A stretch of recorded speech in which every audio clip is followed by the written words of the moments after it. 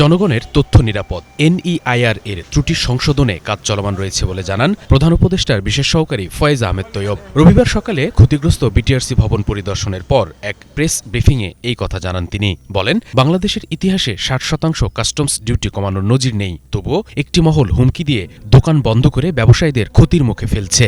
যে কোনো আমদানিতে customs duty, restrictive duty, তারপরে হচ্ছে এআইটি সহ বিভিন্ন ধরনের ভ্যাট থাকে, কিন্তু যারা সরাসরি আমদানি করেন তারা এই সবিস্তর দেন না। তারা যেটা দেন সেটার মধ্যে সবচেয়ে বড় যেই অংশটি সেটা হচ্ছে কাস্টমস ডিউটি। সেই কাস্টমস ডিউটি 25% থেকে আমরা প্রাথমিক স্টেজে সিদ্ধান্ত হয়েছিল 15% আনবো।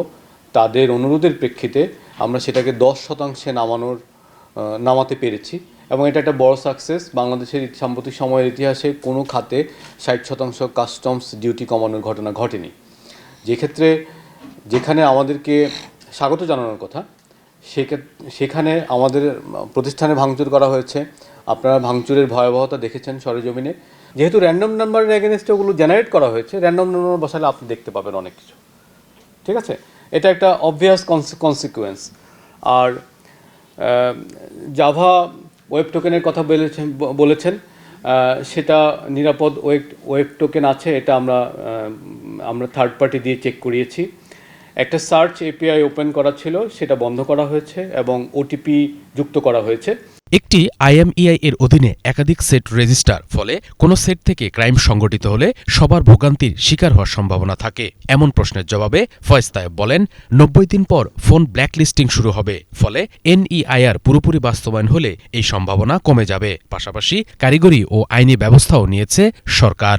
এই 90 দিনে যেহেতু আমরা ব্ল্যাকলিস্টিং করছি না, সুতরাং এই 90 দিনের মধ্যে আমরা সব ধরনের নিরাপত্তা বৈশিষ্ট্য নিয়ে এসে আমরা ব্ল্যাকলিস্টিংয়ে যাব এবং আমরা নাগরিকদেরকে সুস্পষ্টভাবে একটা কমিউনিকেশন করতে চাই যে আপনাদের ডিভাইসগুলোকে নিরাপদ রাখার জন্য আইনি এবং অন্যান্য যে প্রক্রিয়াগত যে বিষয়গুলো সবগুলো আমরা আমলে নিয়েছি। কারিগরি নিরাপত্তার বিষয়গুলোকে আমলে নিয়েছি এবং একই সাথে নতুন যে টেলিকমিউনিকেশন অধ্যাদেশ আছে সেখানে সিমের ইকেওয়াইসি এবং এনইআইয়ের ডেটাবেস যাতে কেউ অপব্যবহার করতে না পারে, সেজন্য এই ধরনের অপব্যবহারকেও আমরা শাস্তির আওতায় এনেছি। সুতরাং সরকার পুরো একটা ইকোসিস্টেম লিগ্যাল ওয়েতে, ইমপ্লিমেন্টেশনের ওয়েতে এবং ডেটাবেস সমন্বয়ের দিক থেকে চেষ্টা করছে। আশা করি এই চেষ্টার ফলে দীর্ঘমেয়াদী সুফল আসবে বাংলাদেশের কমিউনিকেশন এবং সাইবার স্পেসে। এদিকে দুপুরে কারওয়ান বাজারে এনইআইআর বাতিলের দাবি এবং ৪৫ জন মোবাইল ব্যবসায়ীকে গ্রেফতারের প্রতিবাদে কারওয়ান বাজার মোড়ে অবস্থান কর্মসূচিকে কেন্দ্র করে মুঠোফোন ব্যবসায়ীদের সাথে আইনশৃঙ্খলা বাহিনীর সদস্যদের ধাওয়া পাল্টা দেওয়ার ঘটনা ঘটে। এ সময় মুহুর্মুহু সাউন্ড গ্রেনেড ও টিয়ারশেল নিক্ষেপ করা হয়। এর আগে ১ জানুয়ারি শুল্ক ফাঁকি ও অবৈধ হ্যান্ডসেটের লাগাম টানতে national equipment identity register NEIR চালু করে সরকার।